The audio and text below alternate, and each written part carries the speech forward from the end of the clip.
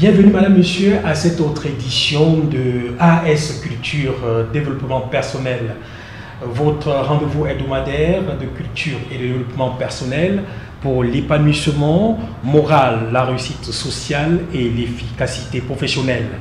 Nous sommes lancés pour 26 minutes de bonheur au cours desquelles le consultant répondra à quelques questions des téléspectateurs relatives au thème précédent.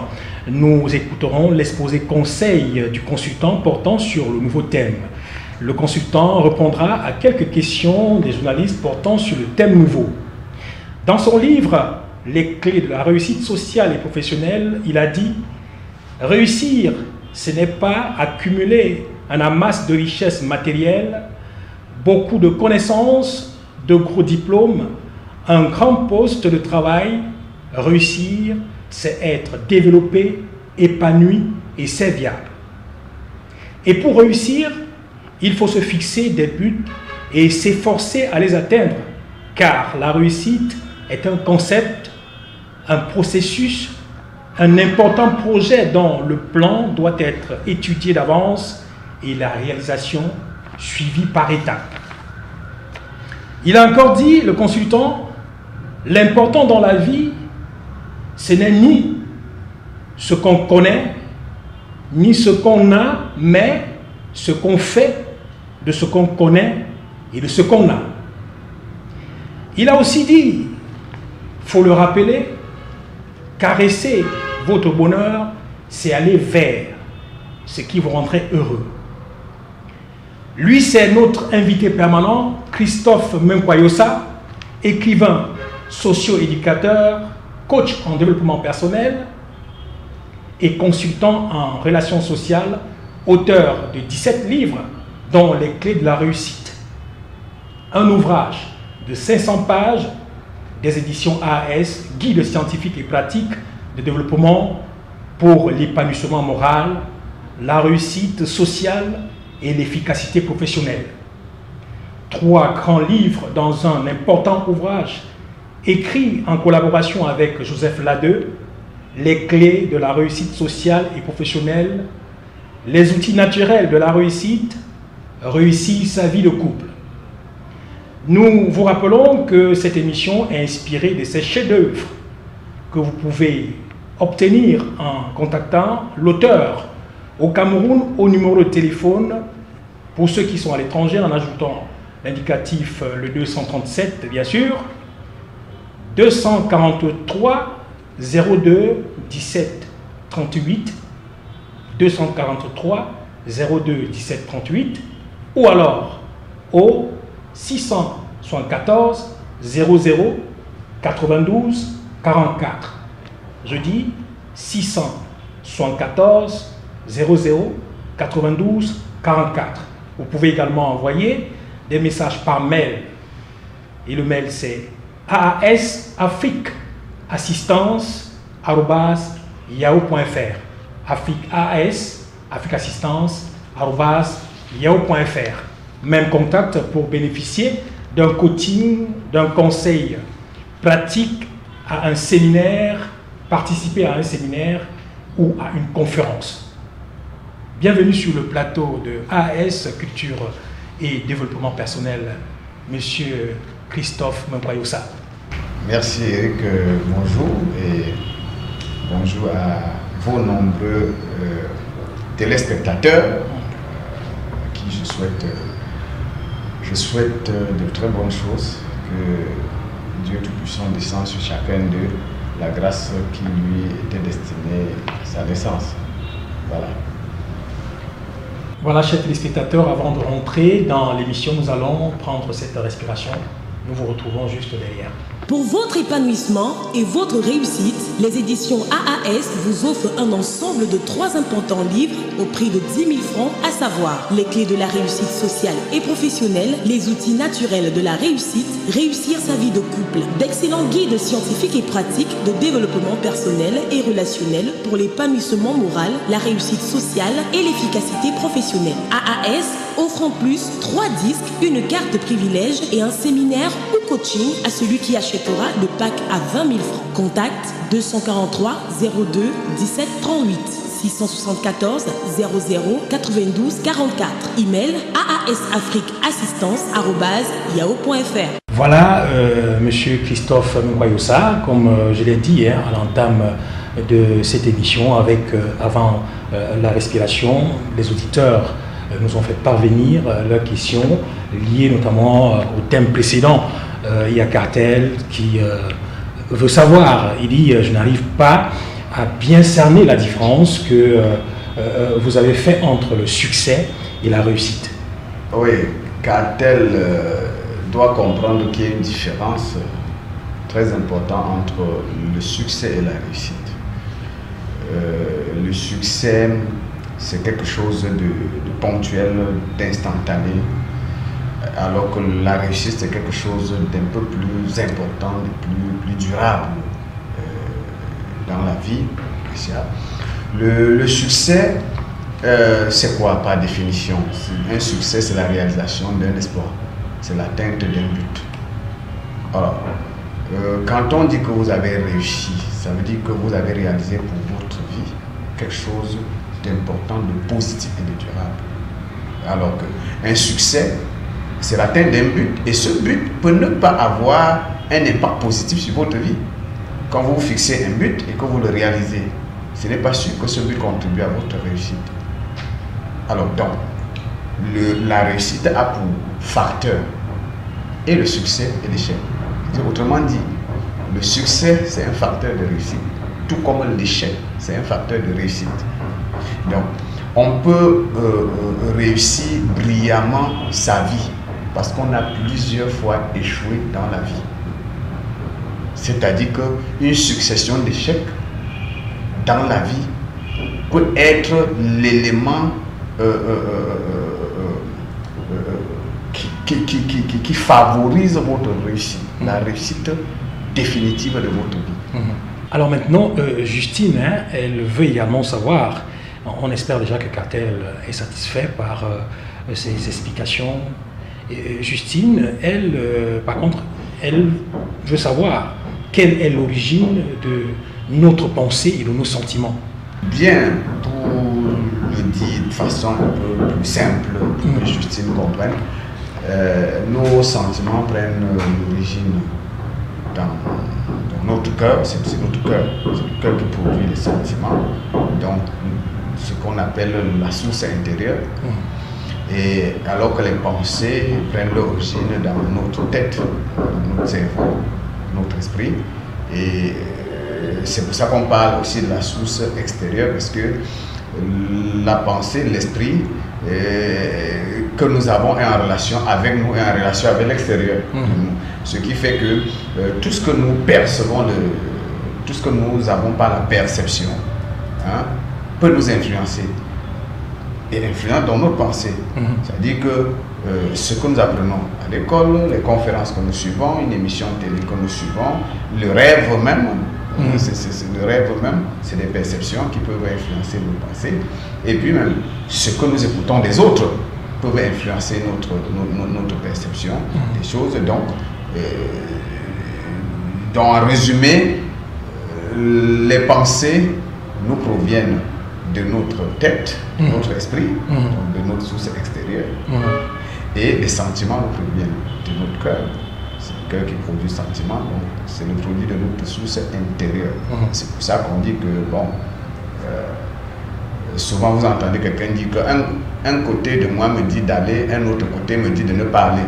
Bon, c'est que quand il parle de côté, ils n'ont pas le terme, ça fait comprendre que le côté qui dit que va, épouser le type là, c'est ta pensée. Et l'autre côté dit que ne va pas, c'est ton sentiment. Voilà, donc permanemment nous sommes en proie à ce conflit entre nos pensées et nos sentiments. Et il arrive que les deux nous gèrent et que parfois on ne s'en sorte pas. Justement, quand vous dites que parfois nos pensées et nos sentiments nous jouent des tours, Jeannette, elle a vraiment ce problème-là parce qu'elle dit que quand elle veut prendre une décision, elle s'embrouille entre ses pensées et ses sentiments et généralement elle prend la mauvaise décision. Alors elle veut savoir qu'est-ce que vous pouvez conseiller en règle générale pour ne pas avoir ce dilemme-là? Nous sommes tous entre les mains de ces deux maîtres, nos pensées et nos sentiments. Si nous pouvions réussir toujours à avoir de l'harmonie entre nos pensées et nos sentiments, nous prendrions généralement des décisions exactes. Nous serons plus exacts dans nos décisions, dans nos positions, dans nos choix. Parce que généralement, en ce qui concerne les choix, les décisions, nous sommes tiraillés entre nos pensées et nos sentiments la plupart du temps. Et soit nous nous penchons vers l'un pour prendre la décision et nous prenons la bonne ou la mauvaise, soit nous penchons vers l'autre. C'est pour ça que j'ai été tellement préoccupé par cette guerre, par cette guerre qui existe entre nos pensées et nos sentiments et qui nous influence. Que j'ai consacré toute une partie de mon avant-dernier livre, Les clés de la réussite sociale et professionnelle, sur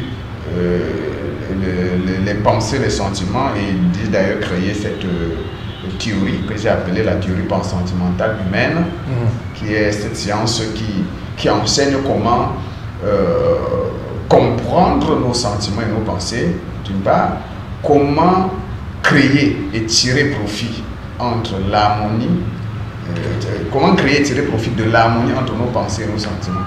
C'est-à-dire comment s'efforcer, au lieu de laisser que les deux nous gèrent, comment s'efforcer à créer une harmonie entre nos pensées et nos sentiments en tout temps, et tirer profit de cette harmonie. Donc, un chapitre comme celui-là peut bien aider, je ne sais pas comment il s'appelle encore, il s'appelle Jeannette. Il peut aider Jeannette à pouvoir désormais, au lieu de se laisser comme ça gérer par ses sentiments et ses pensées, s'efforcer autant que faire se peut à gérer ses pensées et ses sentiments et créer au maximum possible une harmonie entre ses pensées et ses sentiments quand il veut faire un choix ou prendre une décision.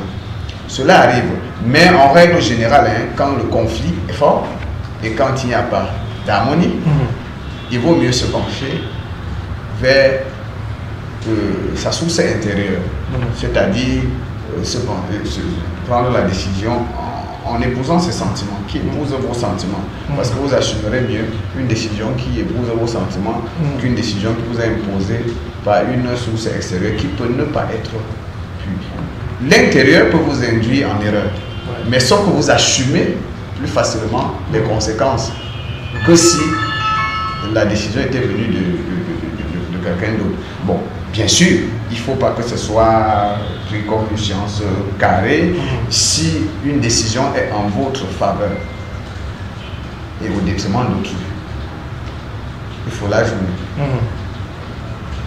Mais si une décision à prendre est en faveur d'autrui et à votre défaveur, il faut la prendre. Alors, quand on dit en votre défaveur, je vais dire, on ne dit pas une décision qui vous fait perdre quelque chose. Nous parlons là purement des pensées et des sentiments. C'est-à-dire qu'on parle que vous êtes en colère contre quelqu'un, vous voulez lui couper la tête, alors ajournez cette décision. Mais bien, vous êtes très content de quelqu'un, vous hésitez s'il faut le récompenser ou pas. Il faut le récompenser. Il ne faut pas ajourner, c'est ce que je veux dire. Donc on dit, ne commencez pas à dire que une décision qui vous fait perdre quelque chose de l'intérieur de vous. C'est ce que je peux dire. Mais qu'elle rentre dans le livre, ça va vraiment l'aider. Bon, maintenant, c'est Paul qui nous pose la question, celle de savoir, il dit qu'il appartient à une famille très imaginative et créative, c'est-à-dire que son père, lui, il est architecte, sa mère est ingénieure, son frère est dessinateur et chanteur, et sa sœur est styliste. Lui, non seulement il est sans emploi, mais il n'arrive pas à créer quelque chose. Pourtant, dit-il, il a des idées qui se bousculent dans son cerveau. Et pourtant également, il a toute la volonté. Il demande de l'aide. Oui, bon, ce que je vais conseiller à Paul. Bon, Paul, calme-toi. il faut cesser de t'embrouiller. C'est déjà que ça. Là, il faut commencer. Parce que plus il s'embrouille, plus il s'enfonce. Il faut se calmer. Voilà, cesser de s'embrouiller. Paul doit se reposer suffisamment. Et dans le calme. Dans le calme. Et quand il dort dans le noir. Il dort dans le noir, pas dans les vivres. Et éviter les milieux bruyants, hein, surtout des milieux désordonnés. On en a tellement aujourd'hui. Bas, ça. Éviter ça. Et il faut que éviter ça, les milieux tapageux qui inondent les musiques tapageuses qui inondent le monde musical aujourd'hui. Oui. Voilà, il faut éviter ça parce que vous avez besoin d'un cerveau qui veut se concentrer pour faire des choses sérieuses et qui est déjà perturbé par tout ce stress que vous lui donnez. Il faut le reposer. Et il faut réduire la consommation d'alcool s'il en prend. S'il en prend. Et si possible, ne pas en consommer. Ne pas en consommer, boire beaucoup d'eau. Boire beaucoup d'eau. Éviter l'eau glacée, bien sûr. Pas l'eau glacée, donc il faut boire beaucoup d'eau. De l'eau à température ambiante ou tiède. Il faut boire beaucoup d'eau. Et puis maintenant, il apprend à se relaxer. Hein. Il apprend à se relaxer, se concentrer au moins 10 minutes par jour. Et je pense que l'ouvrage va l'aider à mieux faire. Le reste, maintenant à ce niveau, quand il s'organise comme ça, il se fixe un projet pour la vie. Il se fixe un projet. C'est-à-dire que Paul se dit, mon bonheur c'est dans tel projet. Il dit que ma vie est réussie, je dois créer telle chose ou je dois faire telle chose. Là, il se fixe un projet. À la suite de ces concentrations, de ces disciplines qui se donnent, son esprit va être canalisé, va être focalisé vers ce projet. Et généralement, comme il doit se fixer, il appartient à une famille créatrice, imaginative. Donc, il doit certainement prendre dans son environnement. Et quand il se fixe ce projet, il va commencer à accompagner son père, sa soeur, dont il parle dans la réalisation de leur projet à eux. Voilà. Et à ce moment-là, de façon assez progressive, il va chercher à atteindre son but. Il va se rapprocher de son but. Entre-temps, il faut qu'il s'exerce. Il faut qu'il s'exerce beaucoup au jeu intellectuel. Qu'il s'exerce au jeu intellectuel, qu'il lise beaucoup, qu'il s'exerce au jeu d'écriture. C'est bénéfique hein, pour l'entretien de la mémoire, pour l'entretien du cerveau, comparé à tout ce que j'ai dit, les députés en haut, les sons tapageux, les et autres. Donc, en le faisant comme ça, s'il exerce son esprit à la créativité et il s'efforce à affronter les difficultés, il cherche à attaquer les difficultés. S'il voit une difficulté, dans le sens de la créativité, bien sûr, il affronte. Il faut même qu'il cherche les difficultés. Il les affronte. Ces difficultés vont constituer des marches d'escalier qui vont le conduire à la réussite au sommet par le truchement de l'effort qu'il va fournir. Donc, pour le moment, il s'organise comme ça et qu'il assiste son père, son frère, sa soeur dans leurs différents projets. En se mettant dans cette discipline, il verra que naturellement, sa créativité va éclore. Je pense que Paul et les autres ont très bien assimilé les explications. On espère qu'on a pu répondre à leurs questions. Nous allons prendre une autre respiration avant de poursuivre l'émission. Pour votre sécurité, une meilleure prévention et gestion de vos risques, pour la sécurité de votre activité et de vos biens, pour la santé de votre personnel, des membres de votre famille et de votre association, nous vous conseillons un professionnel. Bestway Insurance, votre société de courtage, d'assurance et de réassurance. Rejoignez le numéro 1 de la micro-assurance à partir de 4 000 francs CFA par an. Rejoignez le numéro 1 de la micro-assurance à partir de 4 000 francs CFA par an. Contact 679 86 28 28 694 16 05 95. Email bestassurance1@yahoo.fr. Bestway Insurance, votre parapluie pour la sécurité. Pour votre santé et votre sécurité, dans le cadre de son programme Prévencia Plus, Bestway Insurance vous offre à 2500 francs par mois une assurance multirisque de personnes au capital de 2 500 000 francs. Maladie, accident et décès. Téléphone 679 86 28 28 694 16 05 97. Email bestassurance1@yahoo.fr. Bestway Insurance, numéro 1 de la microassurance, votre parapluie pour la sécurité, en partenariat avec plusieurs compagnies d'assurance et de réassurance. Voilà, chers téléspectateurs, après les questions à nous envoyées par nos téléspectateurs, maintenant nous allons rentrer dans le vif du sujet avec l'exposé du jour qui est basé sur le bonheur. Comment l'avoir et le cerner. Donc la question qui nous préoccupe de prime abord maintenant, c'est qu'est-ce que c'est que le bonheur? Nous allons donc laisser la possibilité à M. Christophe Nopoyosa de nous dire dans son exposé. Le bonheur, comment l'avoir et le garder? C'est vrai que généralement quand on parle du bonheur, les gens en font quelque chose de très mystique, très compliqué. On veut entendre des grandes choses. Qu'est-ce que le bonheur? Et là, je vais répondre simplement que le bonheur, c'est l'état moral de celui qui est heureux, épanoui. Donc, le bonheur, c'est l'état moral de quelqu'un qui est heureux, épanoui. Le bonheur peut se partager et se compléter, mais il est avant tout individuel car il s'apparente à un état d'esprit, comme je viens de le dire. Le bonheur est d'une part le but d'être heureux qu'on se fixe, et d'autre part le sentiment d'être heureux qu'on a une fois ce but de réaliser. Le bonheur ne se limite pas à avoir des richesses matérielles, des diplômes et connaissances, une activité parfaite, une bonne situation socio-professionnelle ou familiale. Le bonheur véritable est un état de conscience et d'esprit qui nous pousse à nous sentir aimés, épanouis ou heureux.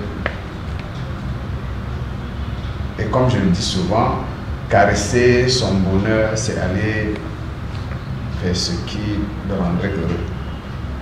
Caresser votre bonheur, c'est aller vers ce qui vous rendrait heureux. Bien, donc voilà simplement définir ce que je pense, ce que c'est le bonheur. Maintenant, il y a une deuxième question qui naît. Et vous, chacun de vous, qu'est-ce qui vous rendrait heureux? Caresser ce qui vous rendrait heureux et aller vers ce qui vous rendrait heureux. Une fois que vous aurez eu ce qui vous rendrait heureux, alors vous avez atteint le bonheur. Alors, donc, qu'est-ce qui vous rendrait heureux? Est-ce que c'est avoir beaucoup de connaissances? Est-ce que c'est avoir beaucoup d'argent? Est-ce que c'est avoir un amas de biens matériels, des grosses maisons? Est-ce que c'est avoir un gros poste, un grand poste de travail qui vous rendrait heureux? Est-ce que c'est la gloire qui vous rendrait heureux? Est-ce que c'est beaucoup de relations? Vous voulez être populaire, avoir beaucoup de relations, est-ce que c'est ça qui vous rendrait heureux? Est-ce que c'est l'influence que vous pouvez avoir sur les autres? Vous sentez que vous êtes quelqu'un d'influent, les autres craignent quand vous passez, quand vous toussez les gens. Est-ce que c'est ça qui vous rendrait heureux? Est-ce que c'est l'amour pour les autres qui vous rendrait heureux? C'est-à-dire que, est-ce que dans la vie, vous dites, je serai heureux quand je me rendrai compte qu'on m'aime beaucoup? Alors, même si les autres, vous n'avez rien du tout ailleurs, mais vous dites, si on m'aime beaucoup, je serai heureux. Est-ce que c'est ça qui vous rendrait heureux? Est-ce que c'est l'amour des autres? Ou votre amour pour les autres? Du sentir que j'aime beaucoup, donc je suis heureux de savoir que j'aime les gens. Ou alors, on m'aime beaucoup, je suis heureux de savoir que beaucoup de personnes m'aiment. Est-ce que c'est ça qui vous rendrait heureux? Alors, chacun doit se poser la question, qu'est-ce qui me rendrait heureux? Quoi? Parce que beaucoup recherchent parfois le bonheur sans fixer à l'avance, sans même se demander qu'est-ce que le bonheur, ou alors sans se demander qu'est-ce qui me rendrait heureux. Mais on cherche le bonheur par tous les moyens, partout. Et ce qui fait par conséquent que, n'ayant pas posé la question et avoir la réponse, qu'est-ce qui me rendait heureux, parfois il est le bonheur chez lui pour aller chercher dehors. Parfois il est le bonheur en lui pour aller chercher en l'autre. Vous comprenez? Parfois il dépose le bonheur pour aller chercher le bonheur. Tout simplement parce que...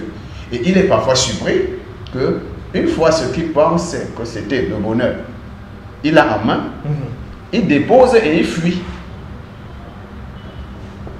Et il fuit, il va vers ce qu'il avait déposé, qui était peut-être son vrai bonheur, tout simplement, parce qu'on cherche parfois le bonheur sans comprendre que, tout simplement, que le bonheur, c'est l'état d'esprit de quelqu'un qui est heureux et épanoui, et qu'il faut se dire, qu'est-ce qui me rendait heureux? Si dans ma vie, j'ai avec moi ce qui me rendait heureux, ça veut dire que j'ai le bonheur. Et donc, cela dépend de chacun. Les uns et les autres n'ont ni les mêmes ambitions, ni les mêmes objectifs de vie. Étant donné que les gens n'ont pas les mêmes ambitions, les mêmes objectifs de vie, du coup, on comprend la complexité. Et il apparaît clair qu'avoir le bonheur, je vous l'ai dit, c'est le vœu de tout être normal. Tout être normal, chacun rêve d'avoir le bonheur. En fait, tout être normal de toute façon. Il ne faut pas dire chacun. Voilà. Et avoir le bonheur, c'est réussir, c'est-à-dire être heureux. C'est avoir la réussite. Et là encore, on rentre à la case de départ. Car, bien qu'on puisse compléter, bien qu'on puisse la compléter et la partager, cette réussite, la principale chose qui fait le bonheur et rend heureux, elle aussi est individuelle, sauf qu'elle n'est pas qu'un état d'esprit. La réussite, elle, est une situation réelle, un fait. Donc, la réussite, c'est un facteur de bonheur. Si on réussit, ça veut dire qu'on est heureux, non? Ça veut dire que réussir donne le bonheur, n'est-ce pas? Sauf que, vous venez de démontrer que le bonheur n'est qu'un état d'esprit. Ça veut dire que quelqu'un peut se sentir heureux, vous ne voyez même pas ce qui le rend heureux, parce que lui, il se dit, je suis très fier de ce que je suis, de ce que j'ai, vous voyez qu'il n'a rien.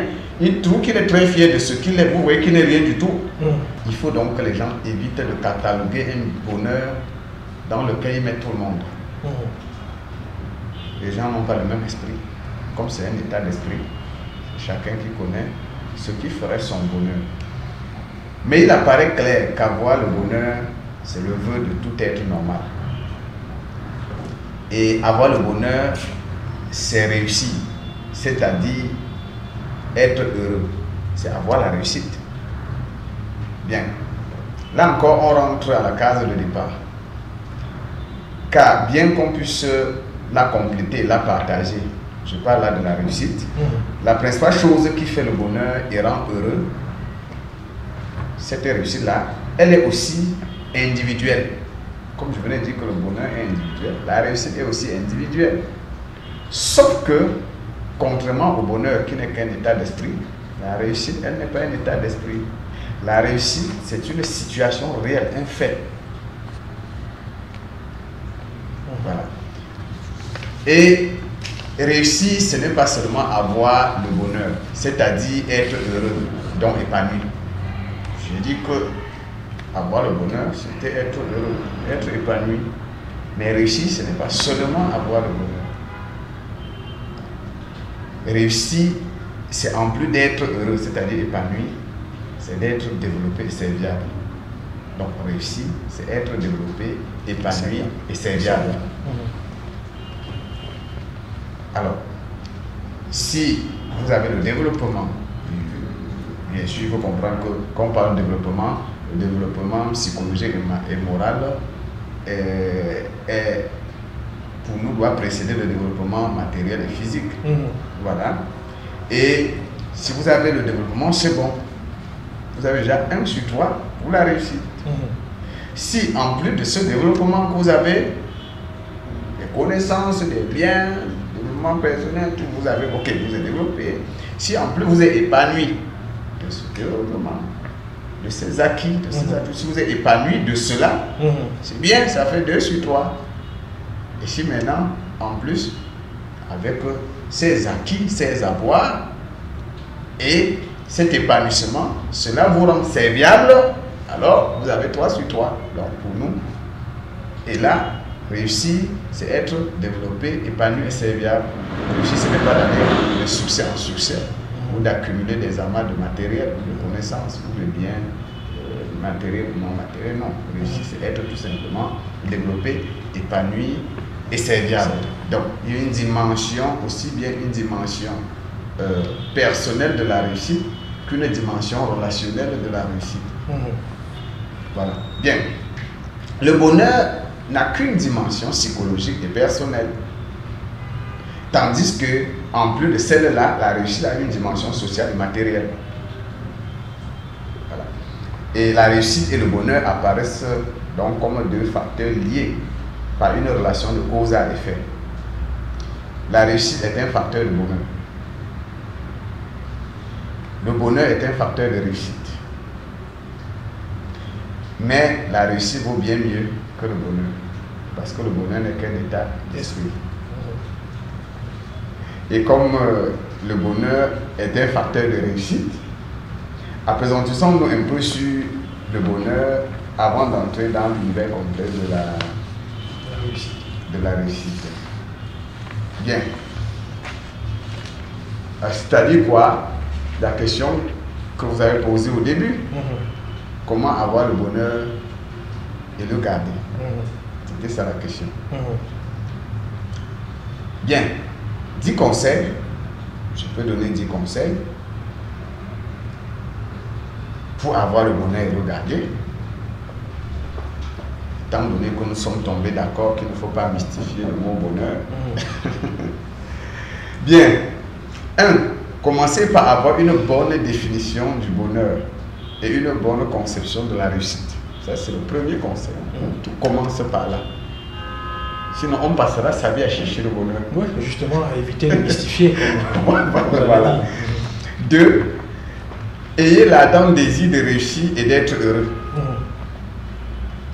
3. Faites de votre bonheur personnel votre premier objectif dans la vie.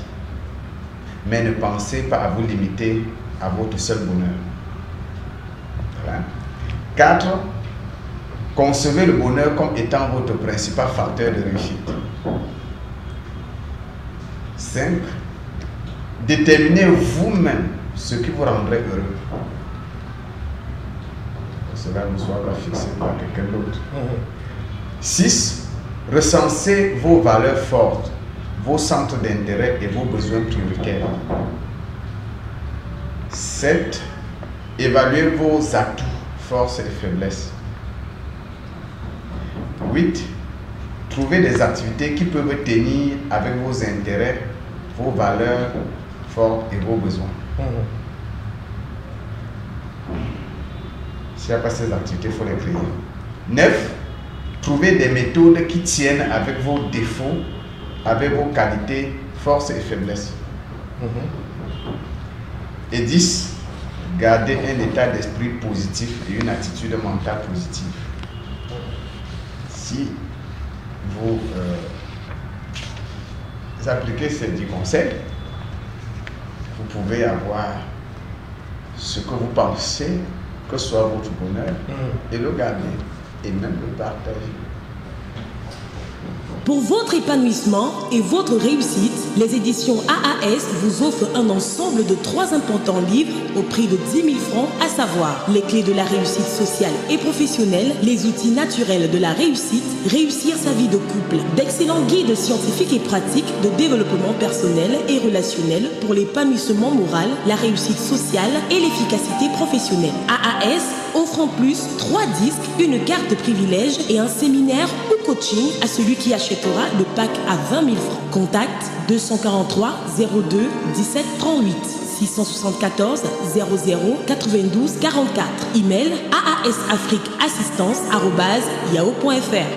Pour votre sécurité, une meilleure prévention et gestion de vos risques, pour la sécurité de votre activité et de vos biens, pour la santé de votre personnel, des membres de votre famille et de votre association, nous vous conseillons un professionnel. Best Way Insurance, votre société de courtage, d'assurance et de réassurance. Rejoignez le numéro 1 de la micro-assurance à partir de 4 000 francs CFA par an. Rejoignez le numéro 1 de la micro-assurance à partir de 4 000 francs CFA par an. Contact 679 86 28 28 694 16 05 95. Email bestassurance1@yahoo.fr. Best Way Insurance, votre parapluie pour la sécurité. Pour votre santé et votre sécurité, dans le cadre de son programme Prévencia Plus, Best Way Insurance vous offre à 2500 francs par mois une assurance multirisque de personnes au capital de 2 500 000 francs. Maladie, accident et décès. Téléphone 679 86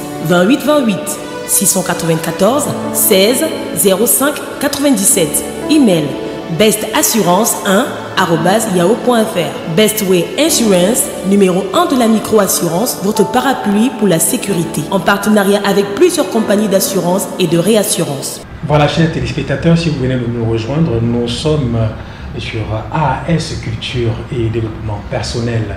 Nous sommes rendus à la troisième phase de votre émission culturelle.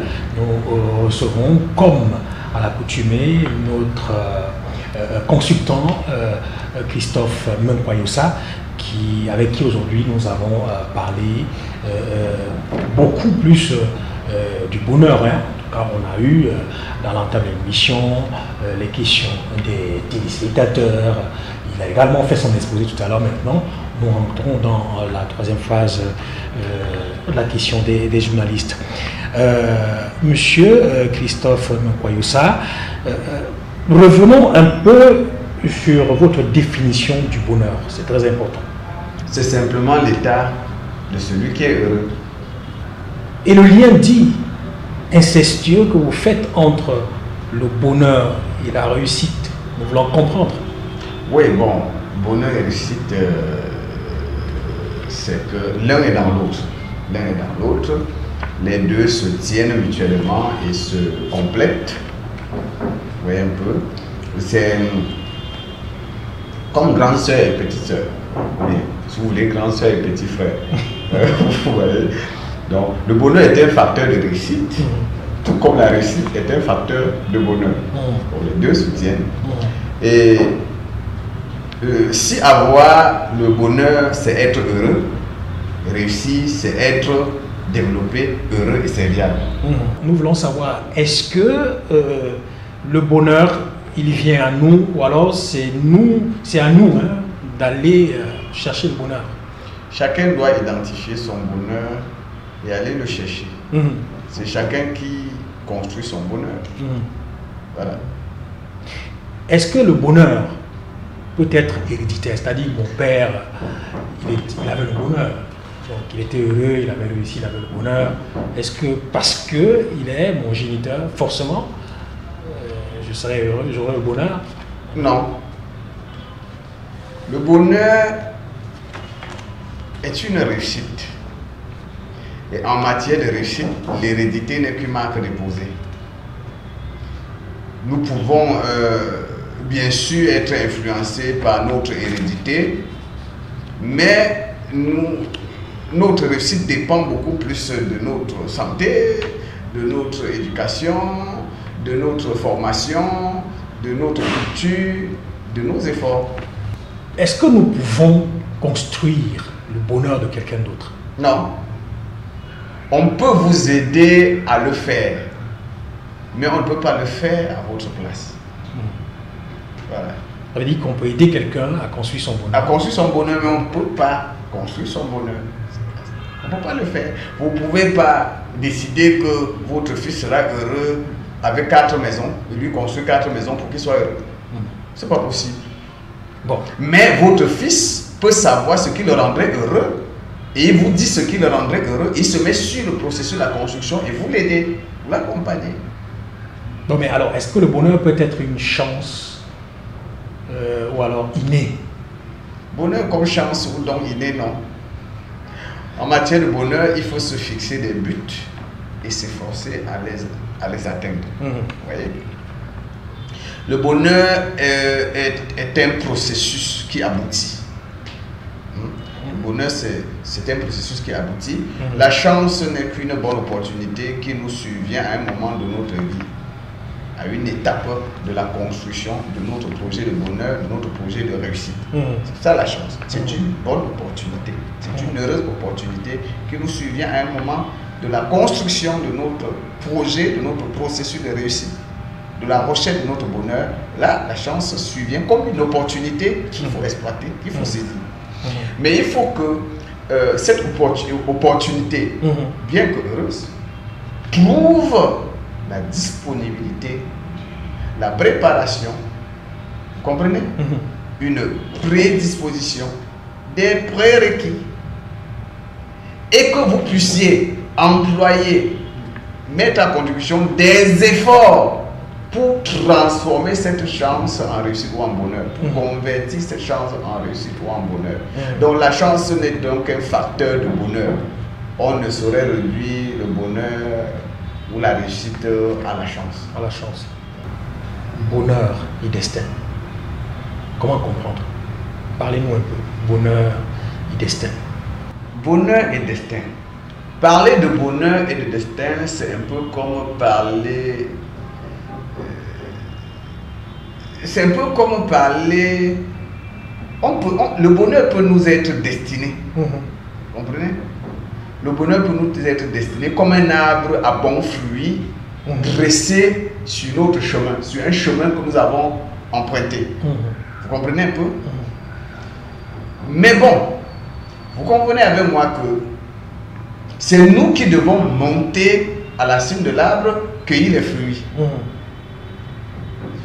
Ok, nous avons eu de la chance, comme nous avons eu le destin, c'est-à-dire que l'arbre nous a été prédestiné sur notre chemin. C'est bien. Cet arbre n'était pas sur le chemin de quelqu'un d'autre. Donc, voilà le destin. L'arbre nous est destiné avec les fruits.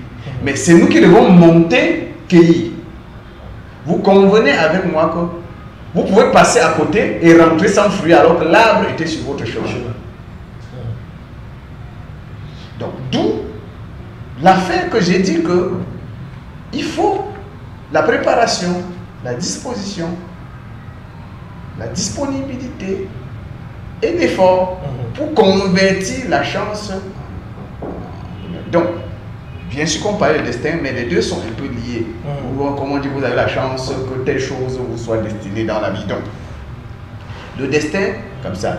Mais ce que je voulais donc dire, c'est que vous pouvez passer à côté de l'arbre qui vous étiez destiné, avec les fruits qui vous étiez destinés. Vous pouvez passer à côté et rentrer les bras vides. Parce que, bien que l'arbre soit sur votre chemin, pour rentrer avec les fruits, il faut savoir ce que vous voulez. Il faut encore savoir qu'il vous faut les fruits pour votre bonheur. Exact. L'arbre peut être là parce que Dieu estime qu'il vous faut ces fruits. Mais comme vous n'avez pas de projet de vie, vous n'avez pas une bonne conception du bonheur, vous ne savez pas ce que vous cherchez. Vous traversez là, vous rentrez sans fruits. Bien, où vous partez, vous savez que c'est le fruit qu'il vous faut, mais vous n'avez jamais appris à grimper sur un arbre. L'arbre est là, vous êtes en bas, vous regardez en haut, mais vous êtes rentré sans fruits. Voilà le destin, c'est destiné, c'est là. Mais vous rentrez sans fruits parce que ça n'a pas trouvé la préparation que j'ai dit, c'est-à-dire que vous n'avez pas appris à grimper. Vous n'avez pas appris la cueillette. Pour rentrer avec les fruits, il faut aimer les fruits, savoir que tu étais en route pour chercher les fruits, ou que tu peux rentrer avec les fruits. Il faut apprendre la cueillette, il faut apprendre à grimper, n'est-ce pas? Et maintenant, quand vous n'avez pas ça, ça veut dire que, comme je venais de dire, donc en matière de bonheur et de réussite, destin et chance sont des jumeaux. C'est-à-dire qu'il faut donc concevoir le destin comme une autoroute qui nous est réservée dans la vie, dans laquelle nous pouvons naviguer du bord droit au bord gauche, c'est-à-dire nous pouvons avoir une infinité de trajectoires au milieu de cette autoroute. Ne pas concevoir le destin comme une ligne sur laquelle nous sommes condamnés à aller de la naissance à la fin de notre vie. Le bonheur peut-il être collectif, c'est-à-dire que dans une famille ou dans une salle de classe, je ne sais pas, c'est-à-dire qu'on est plusieurs, est-ce qu'on peut avoir un bonheur collectif? Est-ce que le bonheur peut être collectif? Oui et non. Comment comprendre? Oui et non. Non, parce que d'après tout ce que nous avons dit jusqu'ici, le bonheur est un objectif individuel. Donc, il ne peut pas être collectif. Le simple fait qu'on venait de démontrer que c'est un objectif individuel, les gens n'ont pas les mêmes objectifs. Ce n'est pas la même chose qui rendrait chacun heureux. Donc, aussi parce que quand le bonheur se réalise, il se vit comme un état d'esprit. Et chacun a son état d'esprit. Voilà. Chacun a son assiette devant lui.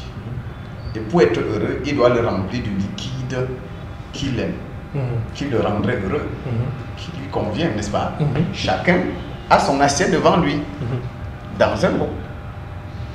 Et il doit remplir son assiette du liquide qui le rendrait heureux, n'est-ce pas? Donc, si moi j'ai besoin de l'eau, et si j'avais de l'eau remplie dans mon assiette, je serais heureux. Peut-être toi c'est du vin blanc, et l'autre peut-être c'est du vin rouge. Bon, donc, chacun est heureux s'il a rempli son assiette du liquide qui le rendrait épanoui, n'est-ce pas? Bien, et c'est dans ce cas que lui peut intervenir. Pour dire, au fait, dans un groupe, si chacun a son assiette remplie, ça veut dire que chacun est heureux. Donc à ce moment, on peut dire que dans ce groupe, le bonheur il est collectif. Sauf que, en réalité, ce n'est pas un bonheur collectif sous forme d'un objectif unique d'épanouissement qui a été réalisé. Non, c'est une association d'épanouissement, c'est une association de bonheur qui fait qu'on dit, comme on dit que bon, comme chacun a son assiette remplie, comme chacun est heureux, ce groupe a un bonheur collectif, est collectivement heureux. Dans ce cas, oui. En tant qu'objectif, on ne peut pas fixer pour plusieurs personnes une seule grande assiette et un seul liquide à y verser qui les rendrait absolument tous heureux. Donc ça se comprend. Donc, j'ai fait comme pour m'amuser ce qu'on dit, soit à l'école thèse, antithèse, synthèse. Donc, en synthèse, on comprend que c'est le nom qui est dessus. Parce que vous ne pouvez pas avoir plusieurs personnes différentes. Vous leur donnez des assiettes et vous mettez beaucoup de liquide ou beaucoup de repas. Et vous fixez un seul contenu que chacun mettrait dans son assiette pour que ça rende heureux tout le monde. Une seule chose, ce n'est pas possible. C'est pas possible. Voilà. Donc, bonheur collectif, non. Une association de bonheur dans une collectivité, oui. C'est possible. Quelle disposition doit-on prendre en nous, hein? C'est-à-dire qu'on doit s'entourer de quoi pour ne pas passer à côté de notre bonheur? C'est très important. Ouais. Non seulement c'est important, mais c'est délicat aussi. Je pense qu'il faut faire deux choses. Il faut faire deux choses. Premièrement, il faut apprendre à penser en fixant nos buts. Le pensentir, n'allez pas chercher dans un dictionnaire. C'est un néologisme propre à ma littérature, à mes théories. Là, c'est un verbe. Vous allez retrouver pensentir, pensentiment, pensentimental. Voilà. Donc, je disais que la première chose, c'est qu'il faut apprendre à pensentir en fixant nos buts. Pensentir, c'est le verbe voudrait tout simplement dire penser en sentant ou sentir en pensant la même chose. Voilà. Ça, c'est de un. De deux, il faut construire nos buts en harmonie entre nos pensées et nos sentiments. Donc revenons sur Pensanti en fixant nos buts. Et donc, s'efforcer au maximum que le but que nous nous fixons dans la vie, notre but de réussite, notre objectif de bonheur. Donc, que ce but-là épouse au maximum une harmonie entre nos pensées et nos sentiments. Ça ne doit pas être copié, faire activement. Donc c'est ce que je vais dire. Donc, le pensentiment, c'est ce qui nous conduit vers notre objectif de bonheur. C'est-à-dire que pas un simple sentiment, pas une simple pensée, mais un pensentiment. Voilà. Le pensentiment est un sentiment qui requiert l'avis favorable de notre pensée. Ou une pensée qui épouse autant que faire se peut notre sentiment. Voilà. Donc, notre but de réussite doit être pensenti. Donc, c'est ce que je vais dire. Nous y reviendrons. Mais en attendant, l'ouvrage de référence vous formera là-dessus les clés de la réussite sociale et professionnelle. La première partie est consacrée à la théorie pensentimentale de l'humain, comme j'ai dit tout à l'heure. Bien, et le petit 2, j'ai dit qu'il fallait, ayant fixé, là c'était fixé, comment fixer. Mais maintenant, comment conduire les buts que nous avons fixés en harmonie entre nos pensées et nos sentiments. Bien. À noter que nos pensées et nos sentiments sont les deux grands maîtres qui nous gouvernent, et nous conduisent soit au succès, soit à l'échec. Voilà. Et d'après notre théorie pensentimentale, plus il y a écart entre nos pensées et nos sentiments, plus nous sommes voués à l'échec. Voilà. Et plus il y a harmonie, c'est-à-dire rapprochement entre nos pensées et nos sentiments, plus nous sommes voués au succès. Et comme je dis, c'est un champ trop étendu. Je pense qu'il faut consacrer toute une émission à la théorie pensentimentale humaine, disant tout simplement que nous y reviendrons. Mais en attendant, il faut bien que les uns et les autres puissent acquérir, ouvrir les clés de la réussite sociale et professionnelle. Ça va les aider en attendant. Alors, M. Menkwa, merci d'avoir accepté, comme il est de coutume, à toujours être disponible, à venir répondre aux questions des téléspectateurs avec votre exposé qui est toujours alléchant sur l'éducation et naturellement les questions qui reviennent de temps en temps dans la troisième partie. Nous rappelons aux téléspectateurs que nous sommes à AAS, AAS Culture et Développement Personnel. Merci d'être toujours disponible à répondre à notre invitation. Non, c'est moi qui vous dis merci parce que cet effort que vous faites pour pouvoir édifier les gens, aider les gens, c'est-à-dire que en fait, après la vie à l'école, tout le monde devrait se mettre à l'école de la vie. À l'école de la vie, le professeur, c'est la difficulté. C'est la difficulté. Les difficultés sont les marches de l'escalier qui conduisent au sommet, à la réussite. Et comme je dis, il faut bien que les auditeurs ou les téléspectateurs retiennent une chose. Chacun doit pouvoir jeter son grain de sable dans la mer. C'est pas parce que la mer est très grande, étendue, qu'on va dire si j'ai juste un grain, je jette, qu'est-ce que ça va représenter? Non. Chacun doit jeter son grain de sable s'il faut faire partie de l'eau. Et l'important dans la vie, ce n'est ni ce qu'on connaît ni ce qu'on a, mais ce qu'on fait de ce qu'on connaît et de ce qu'on a. Pour soi-même et pour les autres, non? Et comme vous dit que la conscience humaine est comme une vaste maison qui doit à chaque seconde être débarrassée des toits d'araignée. Et donc, cela veut bien évidemment dire que la recherche de la connaissance doit être un effort permanent, c'est-à-dire que l'école c'est tous les jours, et même un plus petit que toi, peut t'enseigner, peut te dire quelque chose et ça te sort d'un problème, ça te fait gagner gros. Que autant moi j'apprends tous les jours des plus grands et des plus petits. Le peu que j'apprends, j'essaie de partager aussi. Donc les téléspectateurs qui voudraient en savoir plus peuvent me contacter. Parfois c'est difficile, mais c'est pas impossible parce que j'ai des lignes parfois consacrées à ça. S'ils appellent à 1 heure, ça passe pas, ils changent tout simplement d'heure. Ils peuvent me contacter bien sûr après l'indicatif 237 du Cameroun, me contacter sur le 695 97 89 95, 695 97 89 95, un peu, ou sur le 674 00 92 44, 674 00 92 44. Comme ils peuvent appeler également Afrique Assistance, parce que là-bas, on gère les appels et on s'efforce à me faire parvenir toutes les sollicitations. Donc, là-bas, ils vont répondre au 243 02 17 38. 243 02 17 38. Et à ce moment-là, ils peuvent poser leurs problèmes.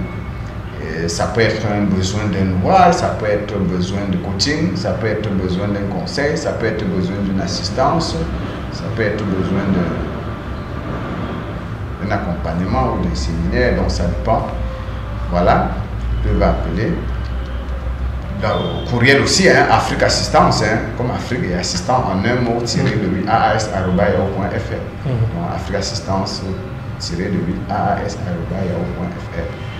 Je pense que par cette voie, ce que vous recherchez pourra continuer à profiter aux nombreux téléspectateurs qui vous suivent, et c'est moi qui vous félicite pour cet effort parce qu'aujourd'hui on a beaucoup de médias et les médias aiment le populisme, beaucoup, mais il y a bien sûr, heureusement, beaucoup de médias sérieux qui pensent au développement personnel, qui pensent à l'éducation vraie, à l'éducation réelle. Et non beaucoup plus aux choses qui font du sensationnel. Donc, il faut garder cette ligne éditoriale et puis, bon, voilà. Christophe Nkwayosa, chers téléspectateurs de AAS Culture et Développement Personnel, nous vous disons merci également d'être restés scotchés tout au long de cette émission. Nous vous donnons rendez-vous pour la prochaine émission. À très bientôt.